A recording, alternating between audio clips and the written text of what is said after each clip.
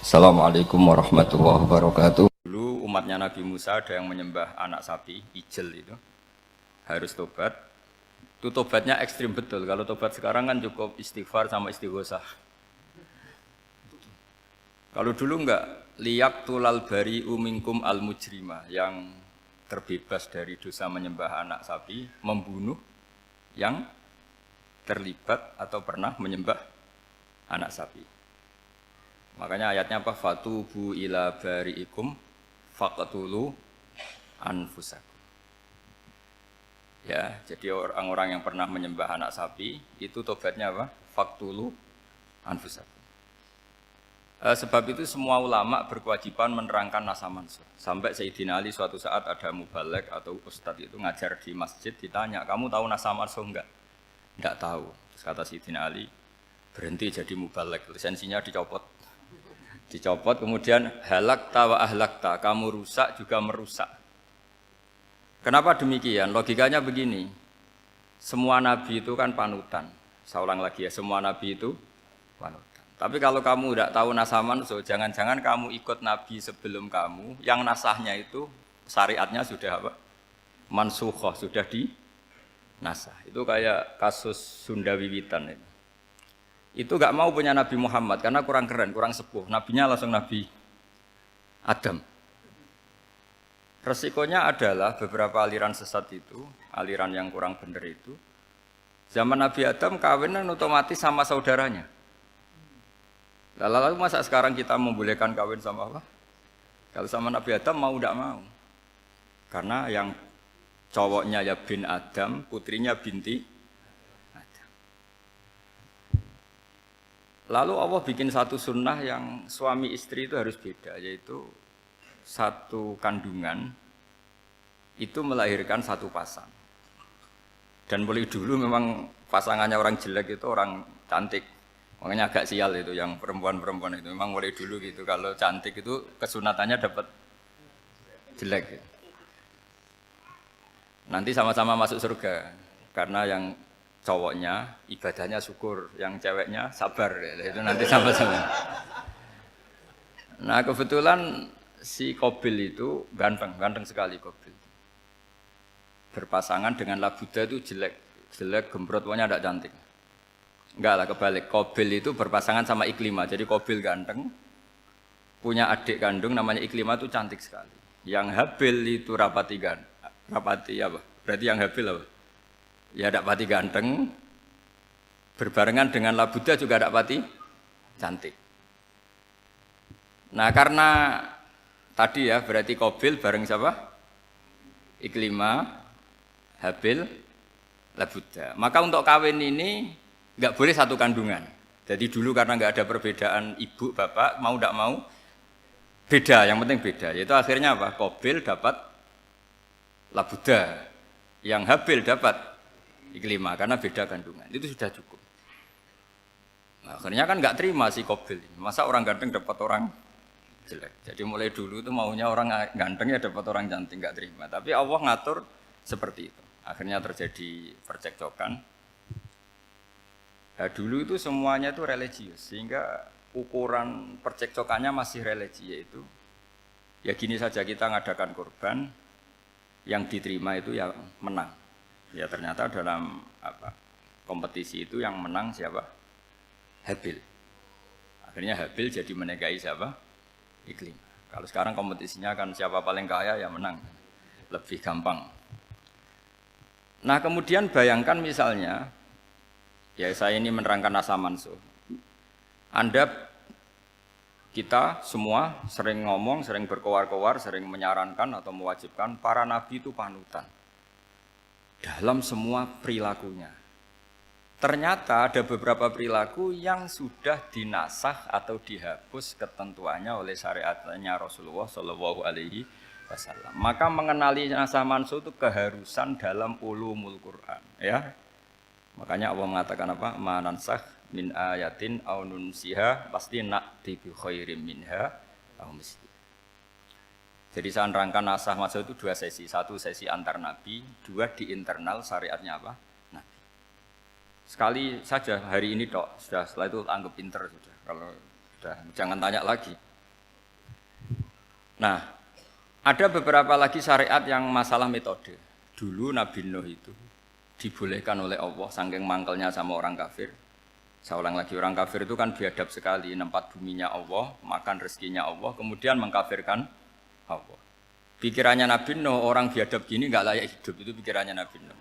Kalau dia pakai militer, tidak punya militer, ya pakai langit akhirnya.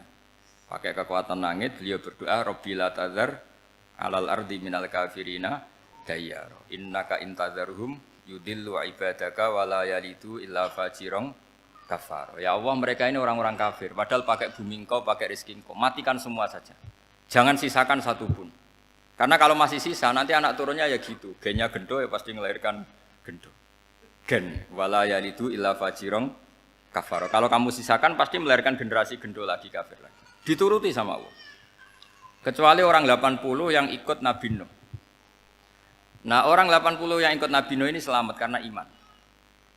Maka generasi yang sekarang ini termasuk saya semua ini semuanya turunan orang iman. Maka kita ini punya dua status. Satu, Allah kadang manggil kita ya Bani Adam karena faktanya kita turunan Nabi apa? Adam. Panggilan kedua adalah dzurriyyataman hamalna ma'nuh. Orang-orang sekarang itu pasti turunan orang yang ikut perahunya Nabi Nuh. Jadi nasab kita ini sudah steril. Sudah tidak ada nasab lewat kafir karena yang kafir sudah habis. Semua orang sekarang itu turunan Nabi Nuh, yaitu disebut apa? Dzurriyyataman hamalna ma'nuh. Yaitu sekitar orang 80. Nah, oleh Allah Subhanahu wa taala syariat seperti ini pernah dituruti, yaitu akhirnya mereka mati semua kecuali orang 80 yang mukmin. Tapi uniknya Allah apa? Era Rasulullah sallallahu alaihi wasallam, nabi kita Nabi Muhammad itu diutus rahmatan lil alamin. Ketika Nabi didustakan, diusir, disakiti, malaikat gunung, beberapa malaikat sing ahli adab spesial eksekutor lah kira-kira gitu. Muhammad, kamu bilang saja ke saya, kalau kamu ingin orang-orang Mekah Abu Jahal CS saya hancurkan. Tapi apa kata Nabi? Saya berharap kalau mereka belum iman, anak cucunya iman. Karena bagaimanapun sperma ya atau calon bayi atau calon keturunan itu kan ada fi aslabir rijal atau fi zuhurir rijal. Jadi kalau dalam ilmu agama itu gen manusia itu disimpan di zuhurir rijal di punggung lelaki. Nanti dipindah ke arhamin nisa. Logikanya gini. Ini dengerin ya. Logikanya gini, misalnya Abu Jahal itu di situ ada orang namanya Ikrimah, itu anaknya Abu Jahal, itu orang mukmin. Akhirnya ya jadi orang alim. Abu Lahab itu di rahimnya di punggungnya ada perempuan namanya Darrah, akhirnya juga orang mukminah. Saya berikan contoh. Khalid bin Walid itu anaknya Walid. Walid itu musuh besarnya Rasulullah, tapi di punggungnya ada orang bernama Khalid. Ini dengerin. Nah di punggung ini kira-kira Allah sudah tahu apa belum? Jawabannya sudah tahu. Artinya kalau ini mati atau kamu bunuh, kamu sebenarnya nggak bunuh orang kafir saja, bunuh calon orang mukmin yang sekarang masih bersemayam di punggungnya orang-orang kafir. Jadi bisa saja orang yang sedang kafir itu ada sekian calon generasi yang suatu saat mukmin. Itu syariat yang diajarkan ke Rasulullah SAW. Karena kasofnya Nabi, kasof itu satu kondisi di mana seorang Nabi itu dipertontonkan sesuatu yang enggak kelihatan. Itu dalam bahasa Arab kasof atau mukasyafa. Nabi dipertontonkan ternyata banyak orang kafir yang di punggungnya itu ada calon generasi mukmin atau muslim. Akhirnya Nabi enggak berani. Jangan bunuh. Mungkin bapaknya ada iman tapi anaknya iman. Betul, Abu Jahal punya anak Ikrimah, Abu Lahab punya anak Darrah, Walid punya anak siapa? Khalid. Itu mirip seperti kita, bapak era sholat, anak ETPK sholat, akhirnya bapaknya katut sholat. Banyak enggak di Indonesia, bapaknya tidak bisa baca Quran, anaknya hafid.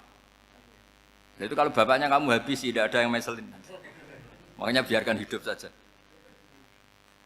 Nah, artinya gini, andaikan tidak ada ulama yang menerangkan nasa mansuh, dikira syariat Nabi Nuh itu abadan mu'abbadat, selamanya lama. Sehingga main teror sama orang kafir sah berdasar Nabi Nuh, padahal kita sudah ganti Nabi.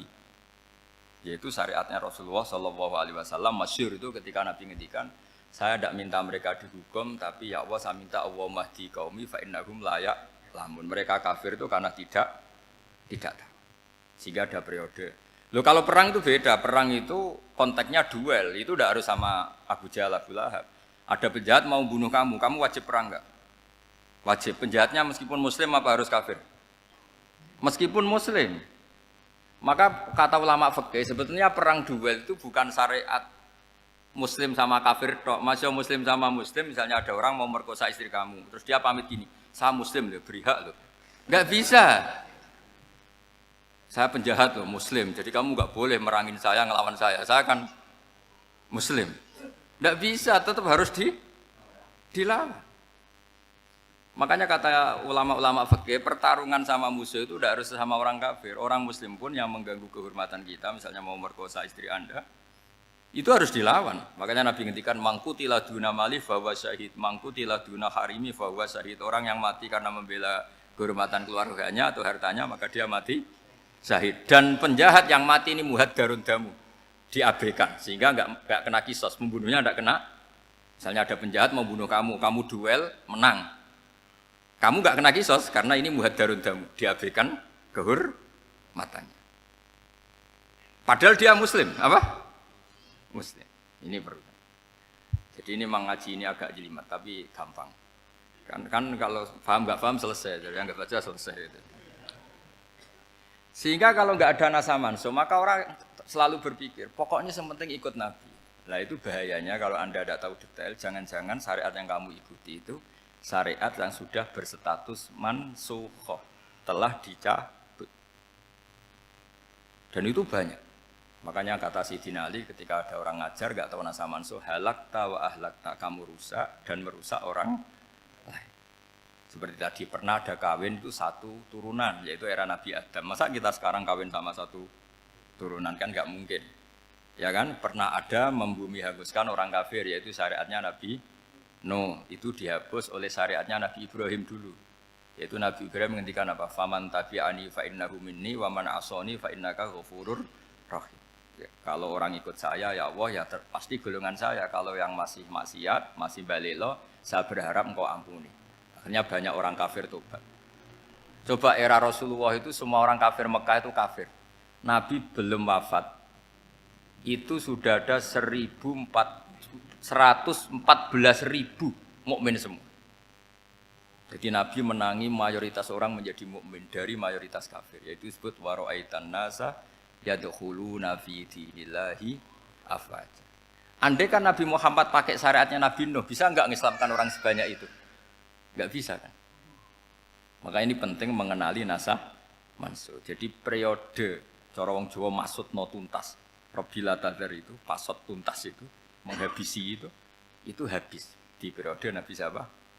No, syariat itu sudah enggak dipakai lagi. Yang dipakai apa? Faman tabi'ani fa innahu minni wa man asoni fa innaka ghafurur rahim. Lah Nabi Muhammad ini nabi yang kena khitab anit tabi' millata Ibrahim hanifah.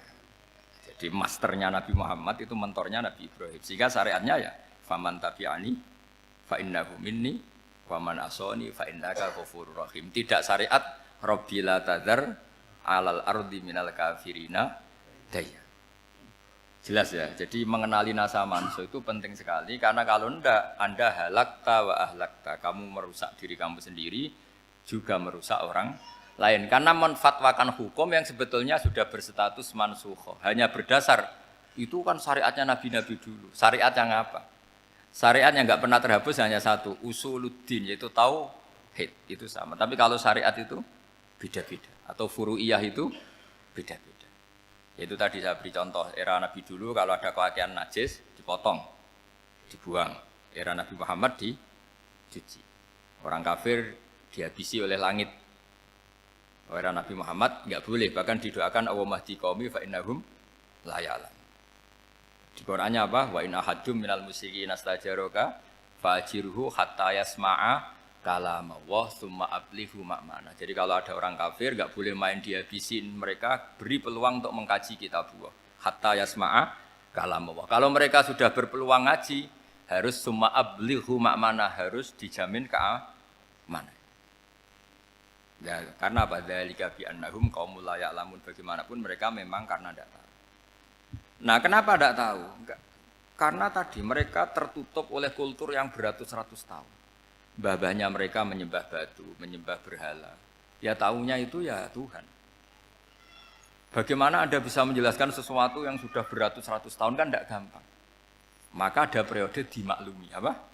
Kalau era sampean kan, mosok waktu disembah saking gobloke orang, kamu lahir kan sudah nyembah Allah, tidak nyembah batu. Bayangkan kalau kamu jadi mereka. Wong perut kamu saja disuruh makan pizza sakit kok, karena saking lamanya makan sambal kan gitu. Kamu bilang perempuan Indonesia saja cantik kok, saking lamanya jadi orang Indonesia. Padahal orang Indonesia tanyakan orang Eropa, cantiknya di mana? Kamu lahir di Afrika, bilang orang Afrika itu cantik, tanyakan orang Eropa, cantiknya di mana? Hitam gitu kok.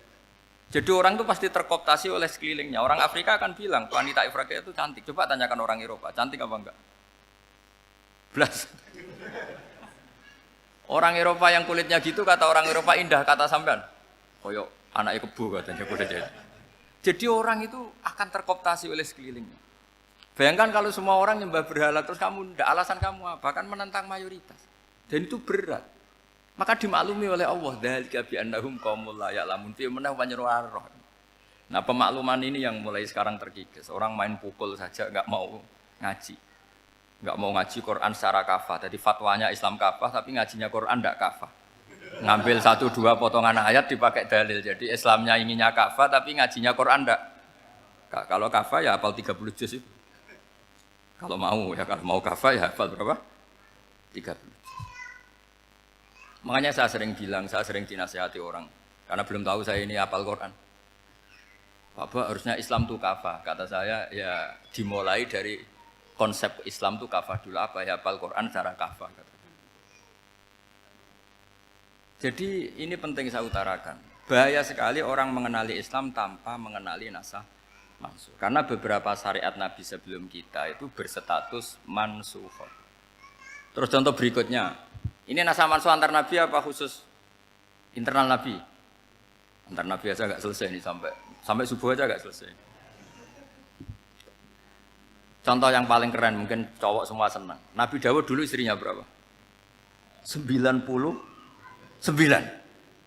Nah itu kalau masih halal itu kan berarti jenengan tuh punya istri berapa?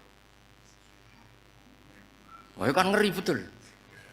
Punya satu aja repotnya gitu, apalagi berapa? Punya 99. Terus kamu bilang gini, ini kan syariatnya Nabi Dawud, Nabi kan bisa diikuti.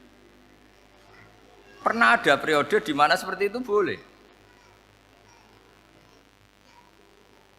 Jadi makanya mau tidak mau, ngenali nasah mansuh itu harus. Kalau enggak ya kamu masih berkeyakinan. Boleh beristri berapa? Nah ini penting saya utarakan, makanya Sayyidina Ali itu kalau ngetes calon mubaligh, kira-kira kalau Kemenak dulu inginnya apa? Sertifikasi apa? Mubaligh. Itu tanyanya gitu. Ta'rifun an-nassa wal mansuh, kamu apa tahu nasa mansuh? La. Jawabnya Sayyidina Ali, halak tahu ahlak tahu, kamu orang yang rusak. Karena tadi takutnya ada syariat yang sudah mansukhah dipakai. Itu tadi misalnya kita ini tidak umatnya Nabi Nuh, tapi pakai syariat Robbila tadar alal ardi minal kafirina. Terus ketiga begini, misteri manusia itu. Dan ini kita tidak pernah tahu sampai kiamat, tapi ini ilmu harus kita diskusikan. Misalnya saya ini namanya Bahauddin. Saya sekarang hidup sampai 2019 sekarang. Kan hanya Allah yang tahu berapa turunan saya sampai kiamat dan statusnya kayak apa. Donald Trump juga gitu. Donald Trump itu sekarang kafir, tapi kita tidak pernah tahu nanti turunan keberapa ada yang Muslim. Lah turunan yang calon Muslim ini diletakkan di mana kita tidak tahu. Yang jelas kalau kamu bunuh itu katut itu. Artinya gini, logika membiarkan orang kafir itu ya ada logikanya. Nah, logika membunuh karena mereka mau membunuh kita ya ada logika fikihnya karena kalau kita ada membunuh dibunuh. Makanya semuanya hukum ini terus bergantung al-hukmu yaduru ma'ilatihi wujudan wadan. Di sini terus dipertemukan. Makanya semua nabi itu kalau yang namanya membunuh pasti pas perang saja karena ini kondisi yang memang pilihannya hanya dua, kalau nggak dibunuh ya membunuh. Ada duel lah itu. Maka ini butuh kajian fikih dan orang nggak boleh subjektif dalam hal ini. Saya ulang lagi, tidak boleh subjektif karena tadi orang yang kamu katakan sekarang misalnya Zaid, kamu itu bodoh sekali. Kenapa bodoh? Nggak hafal Quran, nggak pernah kuliah, nggak pernah ngaji. Ternyata Zaid ini bersemayam calon anak yang alim alama hafal Quran. Namanya Umar, tapi masih jadi sperma. Suatu saat Zaid itu punya anak alim alama. Kan banyak orang tidak bisa baca Quran punya anak hafid. Banyak enggak di Indonesia? Banyak enggak petani yang punya anak dekan? Petani punya anak dekan. Yang dekan punya anak naik kelas saja susahnya bukan main. Banyak kan? Nah ketika dibalik nanti, ada dekan punya anak goblok, yang petani punya anak dekan. Pinter mana? Kita tidak pernah tahu, makanya ini kan, ya sudah kalau nggak pernah tahu ya bilang saja wallahu alam kan selesai. Daripada keminter keliru kan ada wallahu alam. Makanya cerita favorit guru saya, Kiai Haji Maimun Zubair itu punya apa namanya Kiai Zubair. Itu cerita favoritnya itu ada santri namanya Soleh. Soleh itu alim alama. Orang Madura itu cara berpikir kan kalau kiai saja alim seperti itu, apalagi bapaknya. Pas bapaknya main ke pondok, santrinya ada ribuan. Bapaknya main ke pondok itu. Sholat itu ya gak bener, gak sesuai sunnah Rasul lah kira-kira gitu. Sudah sholat itu gak bener apa-apa gak bener. Masih ditakwil sama santri Madura karena orang Madura itu kultus. Mungkin khilaf itu satu khusus, pokoknya perlakuan khusus. Suatu saat saking bodohnya orang itu kenceng tuh pikir musola. Wah ini gak bisa ditakwil lagi, akhirnya gak bisa ditakwil tuh gak. Wah ini sudah gak bener ini, gak bener. Singkat cerita santri tadi gak kuat matur ke kiainya, Pak Yai, jenengan sealim itu kok bapaknya segoblok itu. Kenapa? Ya, dia kencing pikir musola. Oh bapak saya itu pinter sekali. Kok bisa? Karena beliau yang memutuskan saya mondok sampai saya jadi alim alama seperti ini. Yang bodoh itu mbah saya. Yang bodoh itu mbah saya.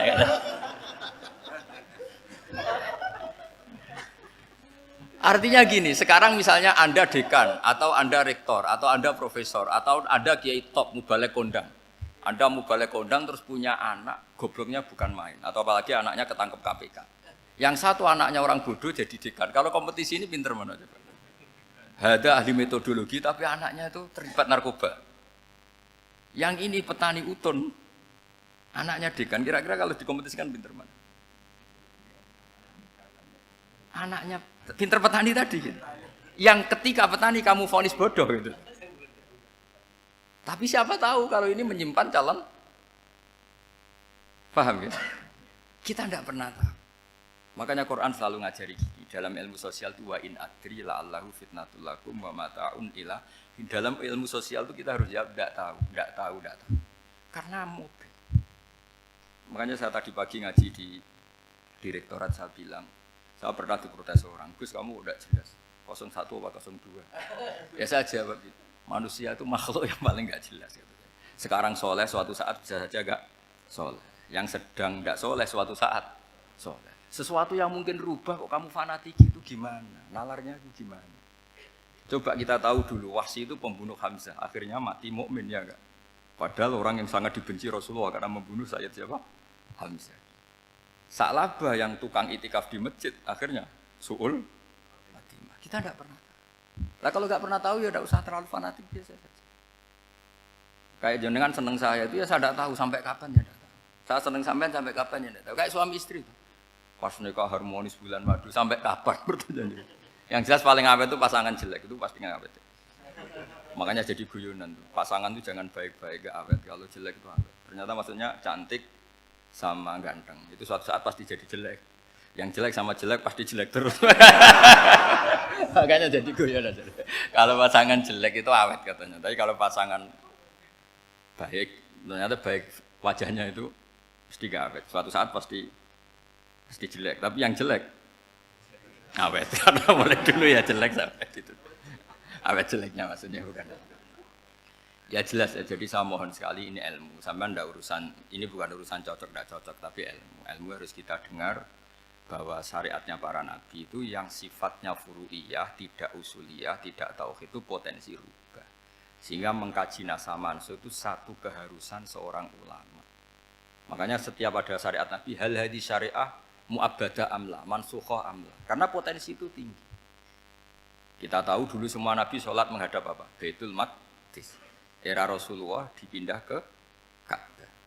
Tapi kalau kamu katakan total Baitul Maqdis ya tidak juga. Nabi Ibrahim mulai dulu madhabnya ke Ka'bah. Tapi kalau Nabi Musa ke Baitul Maqdis. Terus kamu bilang ini 01, 02 ya ada memang syariat jadi sesuatu yang furu'iyah. Nah, kenapa ini furu'iyah? Jawabannya sederhana. Ketika seseorang menghadap Ka'bah itu menghadap batu apa menghadap Allah? Allah. Ketika menghadap Baitul Maqdis hakikatnya menghadap Allah apa menghadap Baitul Maqdis?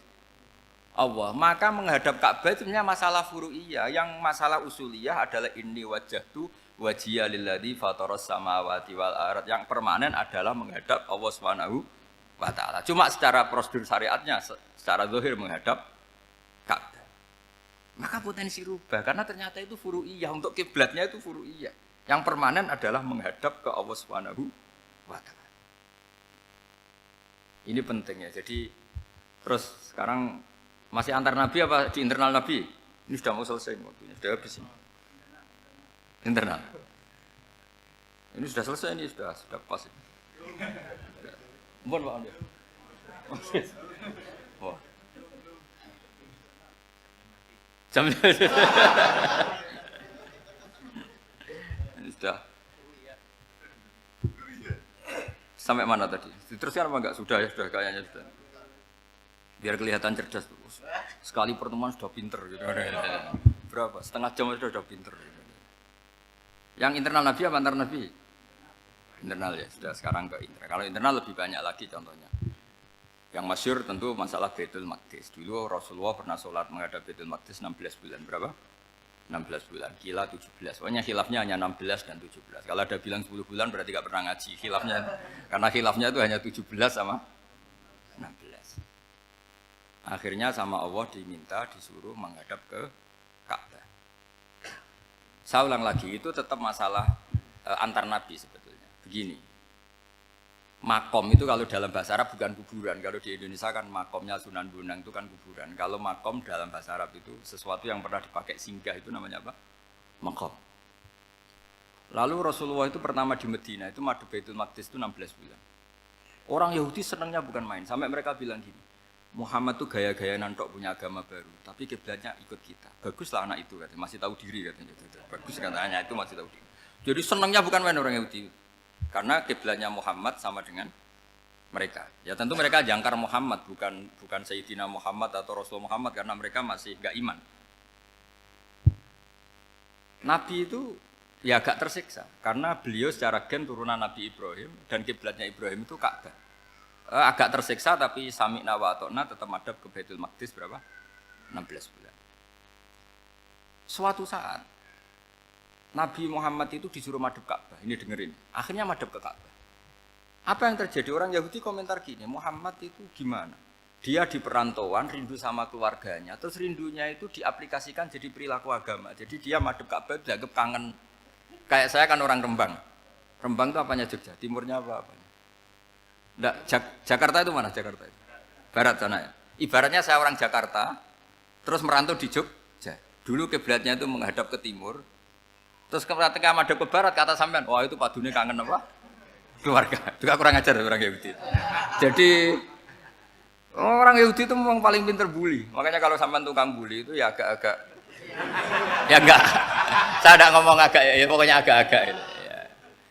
Pinter bully orang Yahudi. Makanya enggak ada orang debat sepinter orang Yahudi. Yang bisa ngalahkan hanya Tuhan itu. Orang Yahudi yang bisa ngalahkan hanya Tuhan. Sayyidina Ali orang paling terkenal cerdas. Itu kalau sama orang Yahudi itu pusing. Karena ya apa logikanya itu? Saya beri sekian contoh. Ada orang Yahudi tanya gini, Muhammad, kalau kambing mati itu yang bunuh siapa? Ya Allah, mati langsung itu. Agama kamu itu aneh, Mak. Yang langsung sentuhan Allah haram, tapi yang lewat tangan-tangan jahil manusia malah halal. Harusnya itu yang halal kan orisinal, langsung Allah yang bunuh. Jadi utaknya itu aneh, dari cara berpikir itu aneh. Nah cara sampean ini kan, nak halal pangan kue. Tapi Nabi kan nggak boleh bertutur kata kasar gitu. Kalau yang jadi Nabi saya untalan ngono kan gitu. Tapi Nabi kan nggak boleh kasar. Jadi Nabi itu problem karena nggak boleh apa? Kasar.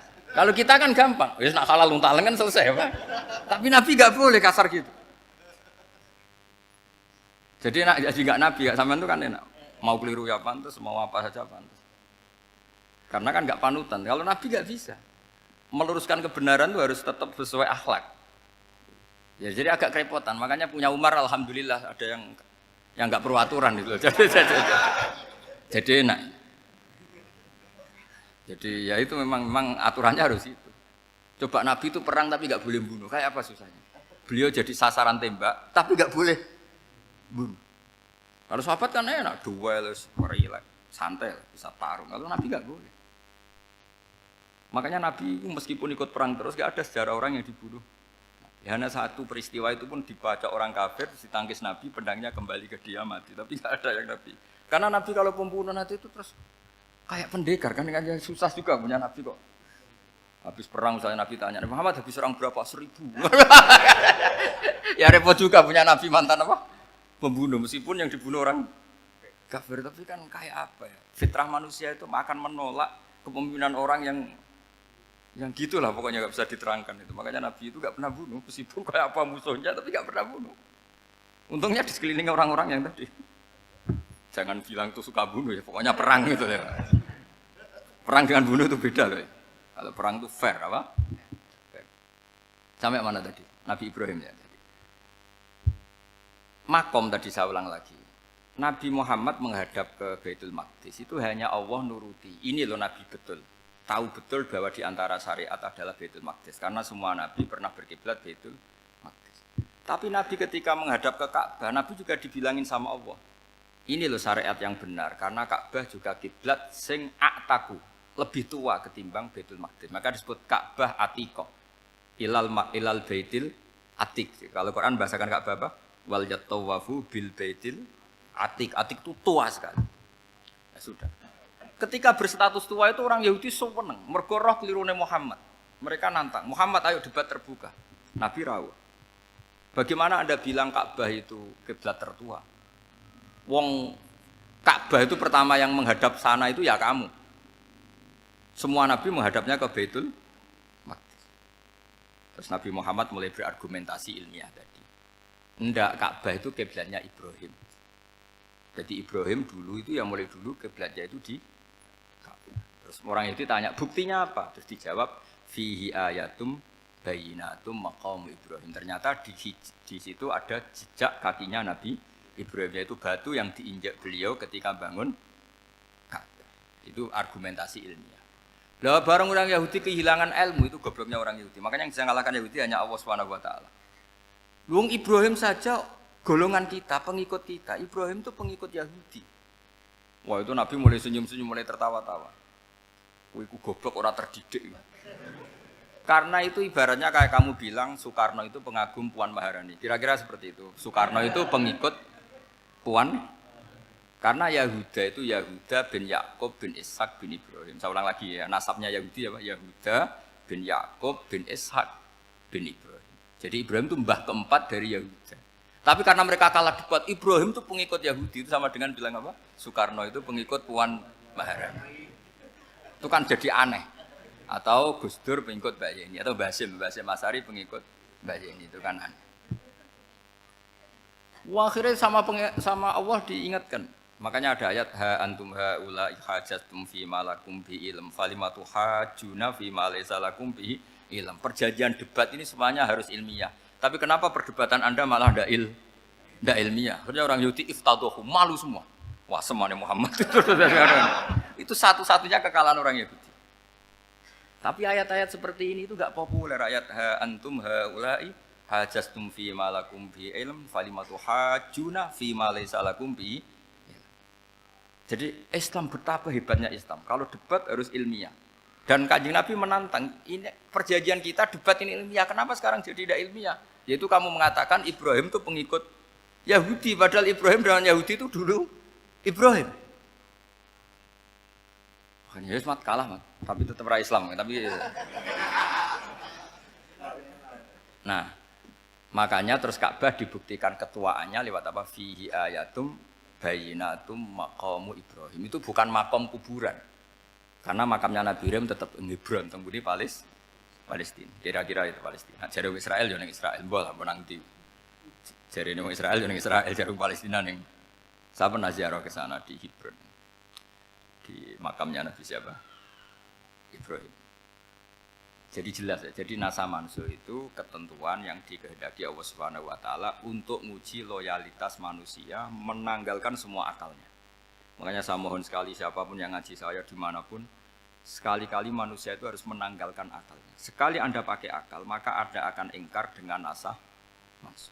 Nasa mansuh itu hukum yang direvisi, yang dibatalkan. Makanya orang Yahudi lagi-lagi pinternya orang Yahudi.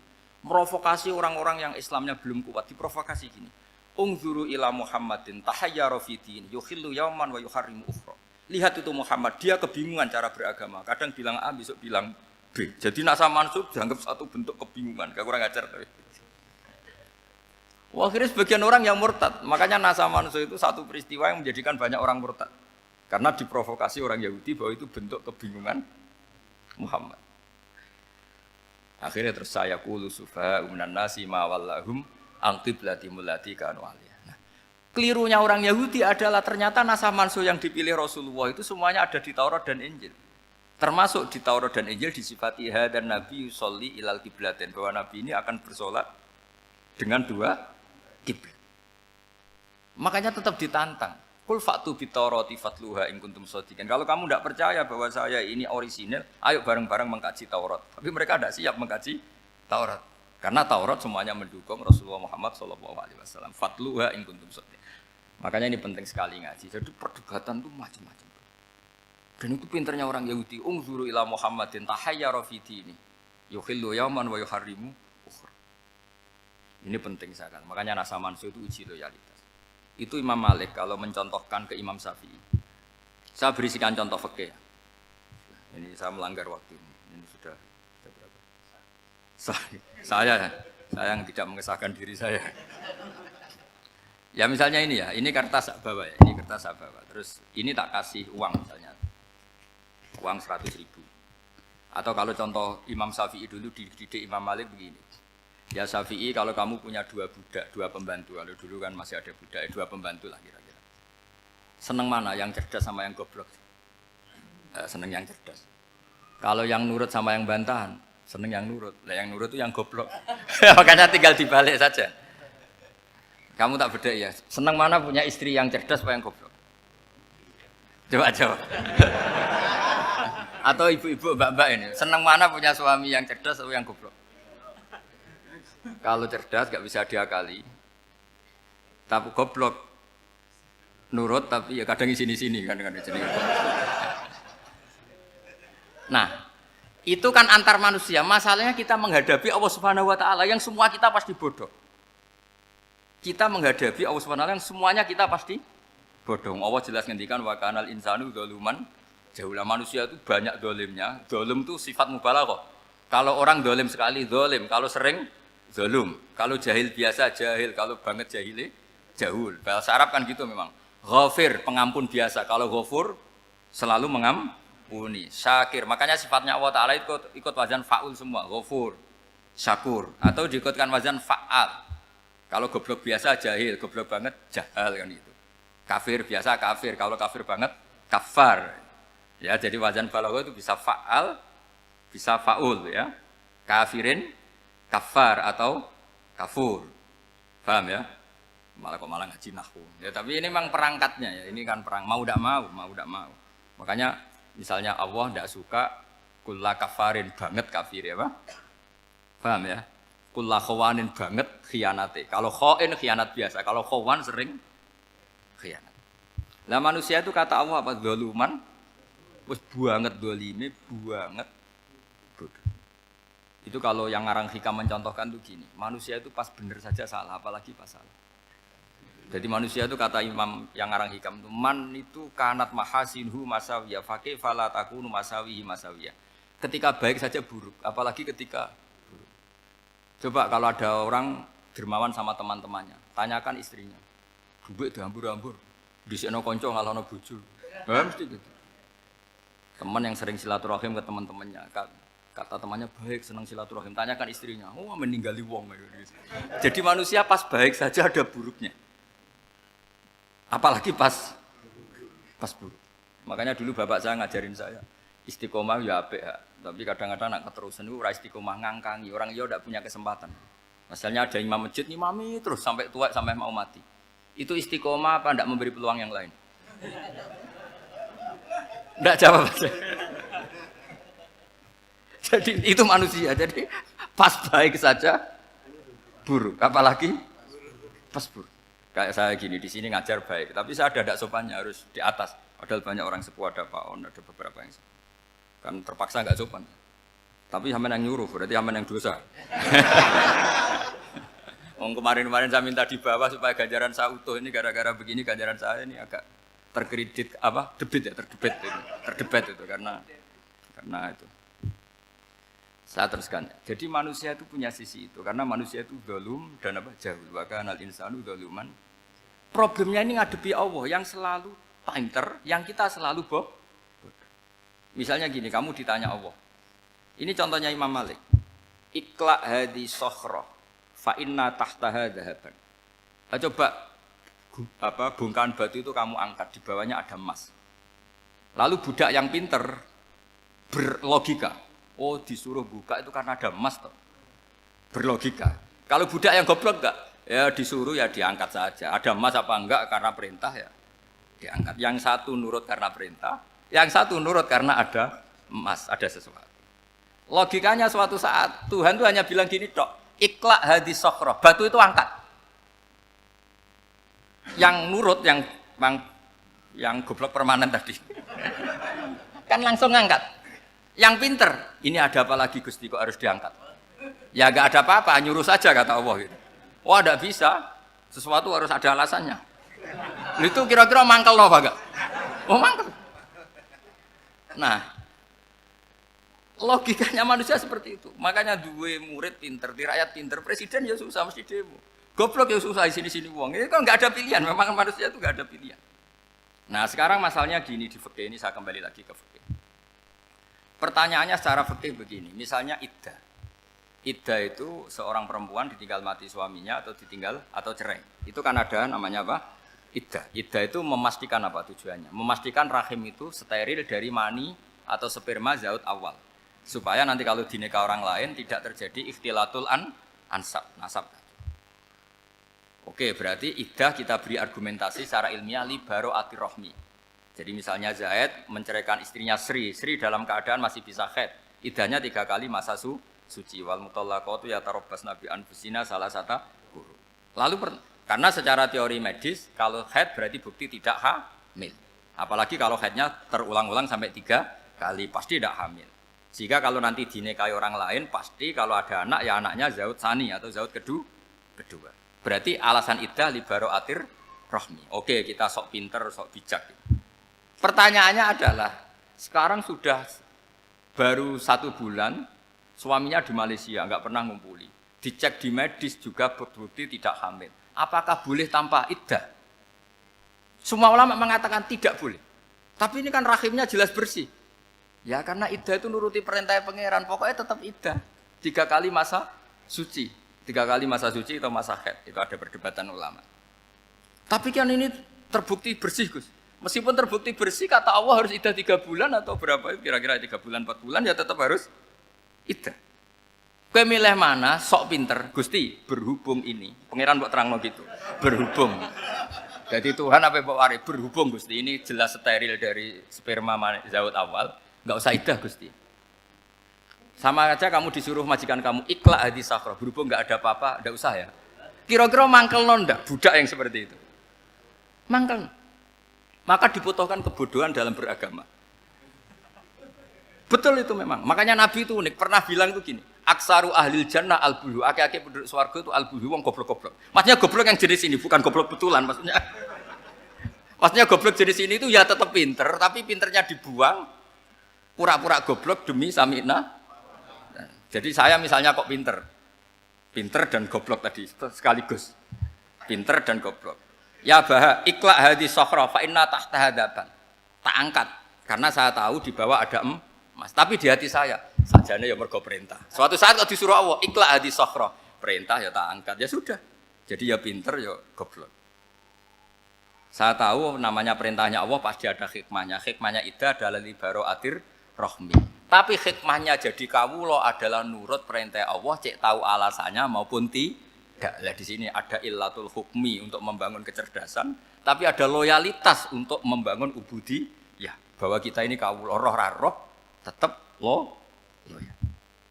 Makanya tadi pagi saya cerita Sayyidina Umar. Sayyidina Umar kayak apa cerdasnya? Tapi tetap ubudi ya. Yaitu Rasulullah SAW sering dibully orang kafir. Muhammad tuh gaya-gaya nantok. Wong ra oleh nyembah berhala, ra oleh nyembah watu, jebule dekne nyembah Hajar Aswad. Karena dilihat dari jauh kan tetap nyium Hajar Aswad. Coba kalau kamu lihat dari jauh, kamu sujud dari jauh kan kayak sujud sama batu. Makanya Sayyidina Umar karena orang kafir masih cara berpikir gitu, tiap nyium Hajar Aswad itu komentar gedumel.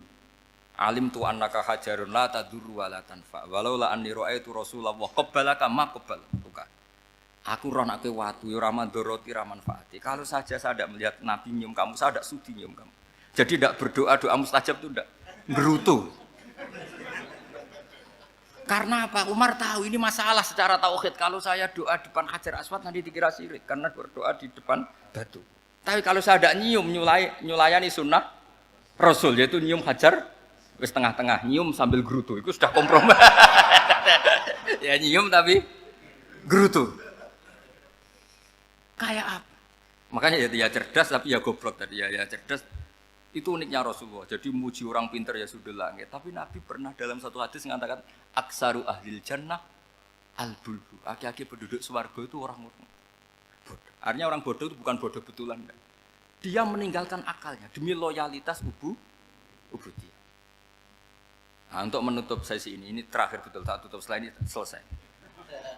Untuk menutup itu bukti begini, perang Badar itu perang yang nggak mungkin dimenangkan umat Islam karena orang kafir itu 1000 dengan pasukan full dengan peralatan perang full.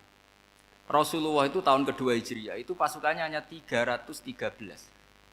Itu pun pedang itu untuk orang 5 itu hanya ada pedang 1. Jadi kalau mau dibaca orang, sih kamu nilai pedangnya aku. Itu kan nggak kebayang perang dalam keadaan seperti itu. Jadi mesti kalah, orang kok mungkin kalah, mesti.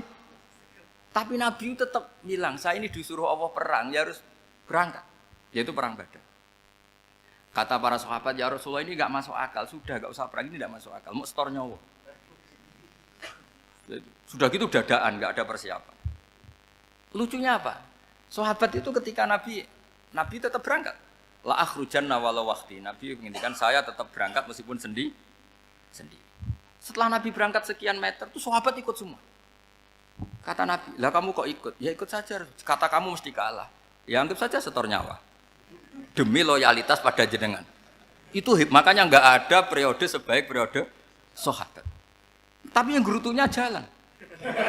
Karena gerutu ini bawaan ilmiah. Makanya kita loyal sama presiden. Tapi yang nggak cocok ya gerutunya jalan. Tapi bawaan mencintai Indonesia tetap jaga stabilitas. Itu bawaan cinta Indonesia, bukan cinta pejabatnya kadang. Gerutunya jalan, tapi bawaan loyal sama Indonesia tetap mengaku. Bawaan loyal sama Rasulullah tetap ikut perang, bawaan akal karena nggak masuk akal ya gerutu. Dan itu uniknya Quran itu mengapresiasi itu dan dianggap nggak masalah. Saya bacakan ayatnya. Kama akhrajaka rabbuka min baitika bil haqq wa inna fariqam minal mu'minina lakarihun yujadilunaka fil haqqi ba'dama tabayyana ka'annama yusaquna ilal mauti wa hum yanzurun. Peristiwa Badar ada peristiwa kamu itu keluar untuk perang. Sahabat kamu ngikuti, tapi mereka lakarihun, enggak senang sebetulnya. Karena enggak masuk akal. Ya geremeng tapi ya derek.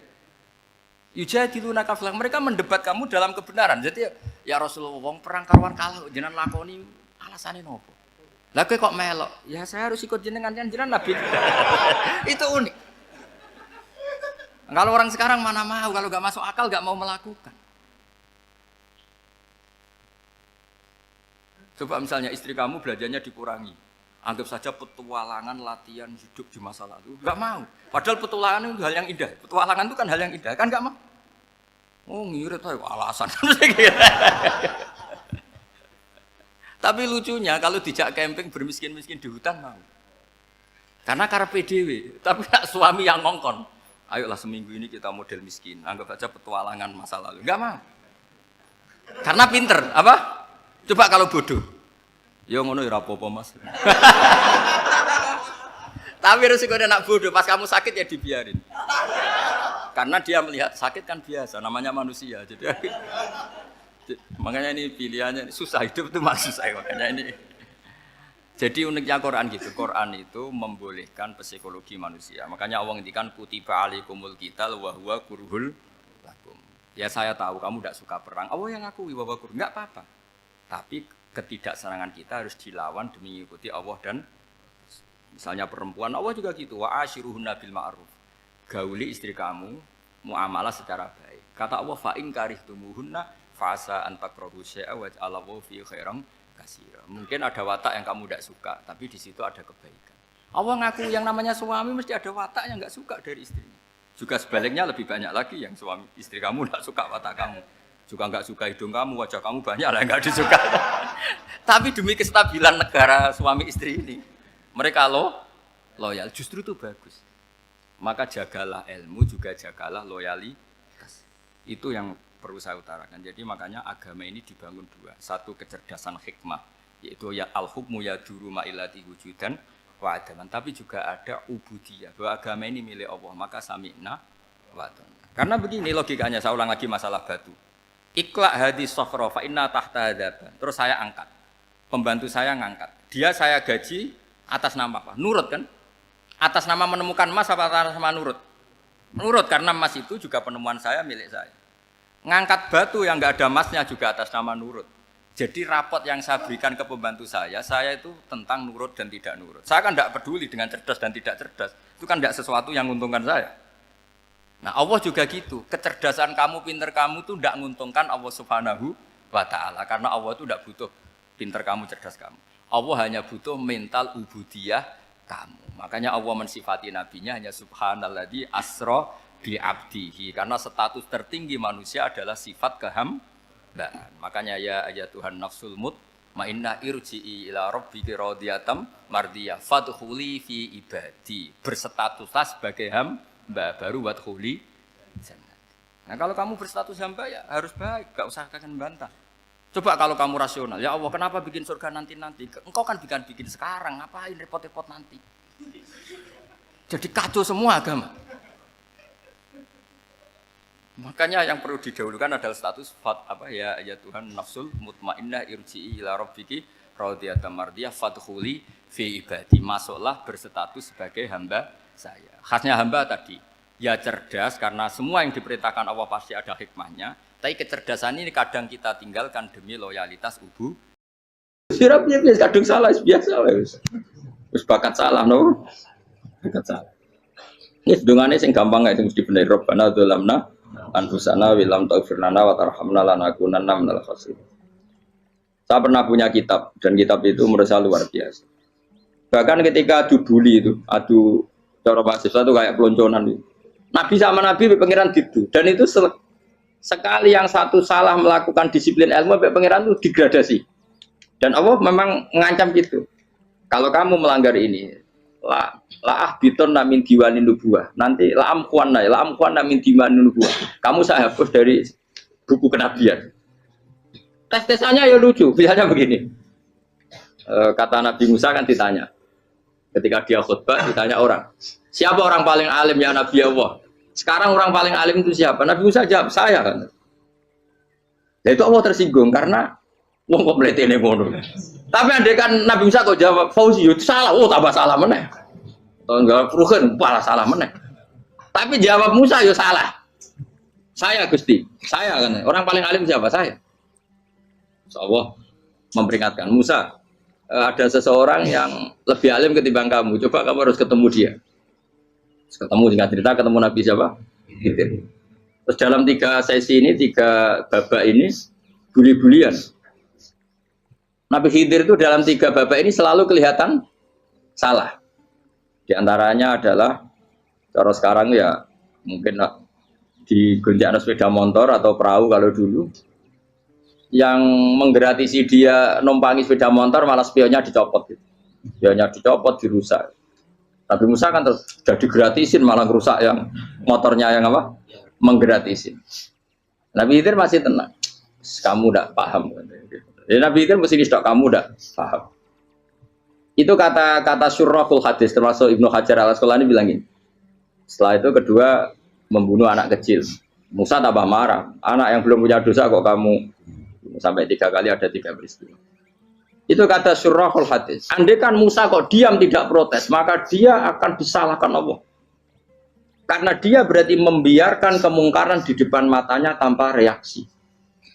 Jadi sebetulnya ketika Musa berontak itu Nabi Khidir, Nabi tenan gitu. Jadi itu kan unik. Tapi berontak itu disalahno. Jadi angel sandi tes-tesan dadi nabi ku ya angel. Misalnya kok Nabi Musa itu kayak model santri Jawa Timur. Nabi Khidir salah, nggih nderek mawon. Ya ora nabi jero barang mungkar. Menengae. Berarti yo nabi goblok ngono kira-kira. Makanya memang Musa harus konsisten seperti itu, harus demo terus. Kayak saya misalnya sebagai kiai fikih, kiai ya harus seperti ini cara mulang saya. Enggak boleh saya misalnya terus anut mulang terus tawadhu semeneng terus ora karu-karuan. Jadi andekan Musa kok tidak protes itu malah salah. Ya memang harus. Dan itu Nabi Khidir Nabi tenang. Makanya Nabi Khidir akhirnya respect. Tidak ada hati sebaik Abu Musa. Risi itu gak nyaman ketika melihat kemungkaran. Jadi itu sebenarnya poin. Tapi lucunya Nabi Khidir yang nyalan. Takkan dari rasa kok kamen takok. Tapi harus disalah no. Ya aku cari Nabi Musa. Ya jajal, gawe peristiwa meneh aku tak sabar rata kok. Bareng. Kok jajal neh. Bareng dijajal ya protes meneh. Bareng protes meneh, tinggal 1 kali kesempatan. Kowe takok meneh wis ora dadi murid. Dikasih kesempatan lagi, ya protes meneh deh. Tapi itu justru itu menjadi kelebihannya Nabi Musa karena syarat seorang nabi adalah al-musara'ah ila ingkaril munkar kata Ibnu Hajar Al-Asqalani. Syarat seorang nabi adalah secepat ngengkari sesuatu yang mungkar. Enggak boleh. Ya toh kan misalnya kita jadi murid terus gurumu itu gandeng artis atau gandeng penyanyi dangdut. Nggih nderek mawon. Jare guru mumet goblok. Tapi kowe ngloroi guru tersinggung. Ora roh hikmah e. Kan bingung no. De guru ngene kok bingung no. Soale de guru jadab dorong Jawa Timur apa? Gurumu gandeng penyanyi dangdut. Reaksimu piye? Jek takok. Ayo loh, nah elek kan gak iri. Biasanya nah elek itu ora iri, sekarang Pak. Sing ayu, sing potensi iri. Kira-kira reaksi kamu itu milih derek mawon apa berontak? Golek nak gurumu wong alim mesti nak pasti meneng. Muridku gila bener, gak sensitif. Roh barang mungkar dilakukan di depannya kok tidak reaksi, tidak protes, geblek tenan. Tapi lucunya guru mau nak protes ya, gak luwe akhlak. Guru lagi senengnya kok ora oleh. Nah Nabi itu kan bully-bulian. Jadi Nabi Khidir dengan Nabi Musa itu tepat-tepat. Karena 2 orang ini sama-sama kekasih Allah. Itu Nabi Musa justru barokahnya itu dia tidak pernah kelasmennya di bawah Nabi Khidir. Semua ulama sepakat kelasmennya Musa tetap di atas Nabi Khidir. Sehingga yang berlaku ya tetap ilmunya Nabi Musa bahwa membunuh anak kecil tidak boleh, merusak perahu milik orang lain tidak boleh. Karena Allah tetap lebih respect dengan ilmunya Nabi Musa. Nabi Khidir tetap ilmunya nggak dipakai, meskipun dia disebut hakikat. Karena ilmunya Nabi Khidir ngani ngoyo wong ape mutusno ngenteni nginceng Loh Mahfud. Lah sing iso iku sapa? Barang ra mungkin kok. Makanya Nabi Khidir terakhir menutup kalimatnya wa ma fa'altuhu an amri. Dzalika ta'wilu ma lam tasbi alaihi sob. Aku dhewe nglakoni ini ya ora roh, wis ditakdir nglakoni ngene wae. Dadi Nabi Khidir ya ora paham. Jadi wa ma fa'altu an amri itu terakhir kira-kira artinya saya sendiri tidak melakukan ini karena inspirasi saya sendiri atau keputusan saya sendiri. Tahu-tahu saya ditakdir melakukan. Karena pas itu Nabi Khidir disetting semuanya dengan ilmu hakikat, yaitu bayi tadi memang kutiba kafiron, kutiba kan apa? Kafiron. Memang dia nanti kalau umur nganti tua ditakdir mati kafir. Daripada mati kafir nanti, ya sudah mati sekarang. Tapi nggak mungkin kan ada syariat daripada soben beling pateni kecil. Ora ono syariat, tetap ikut Nabi Musa. Makanya kata Ibnu Hajar Al-Asqalani itu uniknya Allah sama para wali-walinya. Wali ku klirullah itu tuh disenengi pengen. Terus pengenan nabi-nabi ini yo kecil-kecil kan yo pancen nak wong. Terus keempat kan. Tadi kan saya punya contoh 3, ini contoh keempat, ini terakhir. Kakean kok ilmu merah cukup tetap malah bingung. Nabi itu minggat itu boleh enggak? Tanpa pamit. Minggat itu pergi enggak pamit itu boleh enggak? Enggak boleh. Rasulullah meskipun kayak apa disakiti di Mekah itu enggak pernah minggat, enggak pernah hijrah. Saya ulang lagi karena butuh izin. Tapi Allah pernah punya kekasih yaitu Nabi Yunus. Nabi siapa? Yunus. Itu Quran meredaksikan ya abako. Abako itu terjemahnya apa? Minggat. Kalau pergi itu dahaba. Tapi ini Allah meredaksikan itu abako. Abako itu ya minggat. Nabi Yunus itu dakwah di daerah Nainua. Ya. Nainua itu ya Babylon sana. Kampungnya namanya Nainua. Ya daerah Babylon. Babylon itu kalau di geografis modern ikut Irak. Ikut mana? Irak. Jadi Kufa, Basra, Babylon. Terus siapa itu yang mengalahkan pasukan Yahudi dulu itu Buktanasor, Hebuket, Nasir itu ikut mana? Babylon, apa? Babylon. Bama unzila alal malaka ini di Babila Harut Marut. Makanya kalau ulama-ulama melihat Irak kacau sampai sekarang itu tidak kaget. Irak itu ardun mal'unah kalau di kitab-kitab. Bumi yang memang sudah terlaknati mulai dulu. Sehingga ketika ada kasus Saddam Hussein sekarang itu ulama tidak kaget. Zaman Rasulullah Sugeng itu Irak itu termasuk sudah bumi yang guna keazala. Jadi di sana pasti banyak fitnah. Fitnah pertama yang dicatat sejarah adalah Mautul Husain apa? Kabudutnya Said siapa? Husain di Karbala. Era Imam Syafi'i adalah zaman mifnah, ulama dibantai karena dipaksa mengatakan Quran apa? Makhluk. Terus konflik-konflik sampai era Saddam Hussein terus era sekarang jadi.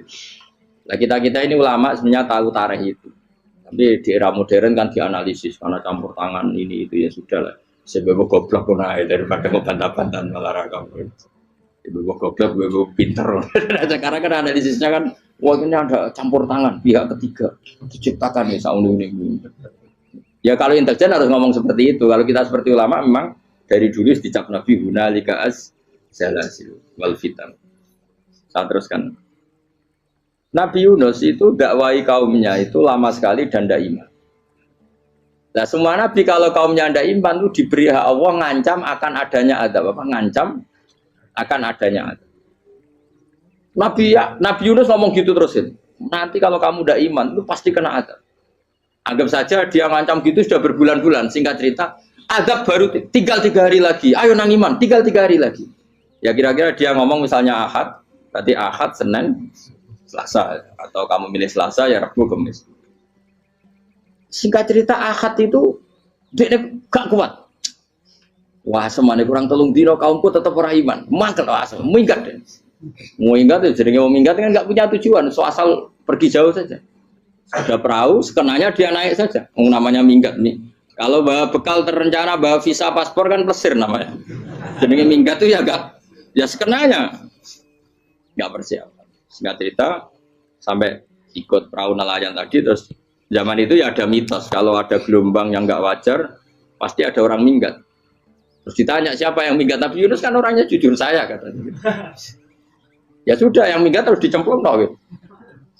Terus ada yang agak baik ya jangan gitulah. Ini kan kita semua butuh selamat. Dudi dulu. Terus Dudi satu lagi ketemu Yunus. Coba mungkin salah udahnya Dudi lagi ya ketemu sampai 3 kali ya ketemu Yunus. Makanya fasahama fakana minal mudhadis yuji dia kalah kemudian tenggelam.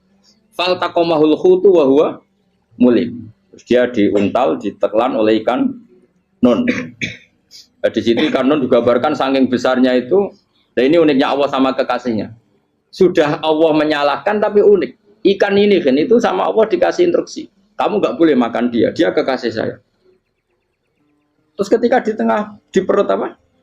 Ikan dia kegelapan terus Nabi Yunus cita-citanya satu ya Allah kalau saya sumpah kiri saya tidak bisa baca tasbih karena sama Allah disulap perut ikan itu jadi masjid jadi dia di dalam perut ikannya santai saja tetap wiridan santai fana ada fi dzulumati alla ilaha illa anta subhanak inni kuntu minadz ya dia santai aja wiridan karena perut ikan bagi dia adalah masjid ya dia disalahkan Allah karena abako tadi minggat hijrah tanpa pamit.